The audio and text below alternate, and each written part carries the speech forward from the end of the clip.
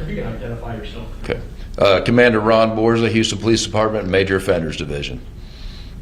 You want us to just fire questions at you? Sure. Okay, let's talk about the Tiger. What's Okay. the latest? Where is it? The latest, we do not know. My animal cruelty unit, I have 1 sergeant, 5 officers. We've literally filled probably 200-300 phone calls, and I'm also working with Bark. They've probably got the same amount or more phone calls than we have. We've gone to a few locations here in Houston, and we have not had any luck finding the tiger yet. Is the guy completely uncooperative in terms of trying to track it down? So far he is. He and his lawyer are uncooperative right now. He is in a bond hearing this morning in Fort Bend County to revoke his murder bond. So I'm hoping that that occurs, and maybe if he goes to jail, he'd be more cooperative with us. We'll see how that goes.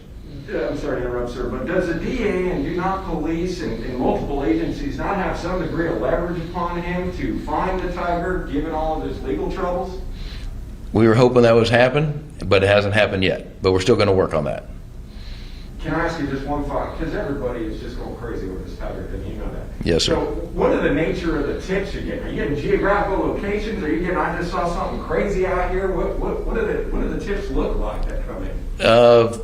They're a little bit crazy. A lot of sightings that haven't panned out for us. And we've, like I said, we know the group of people that are involved in the exotic animal trade here in Houston. We deal with them all the time. My animal cruelty unit does. We visited all of them, and no luck so far.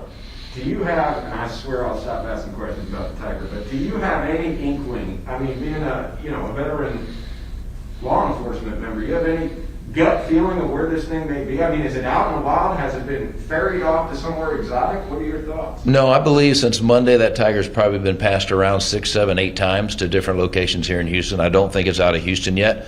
Maybe out of the county, but I don't think so. I think it's still here in Houston. I got a question. So like any of these tips, have they led to other animals? Maybe like... No, we haven't found any other animals. Not yet.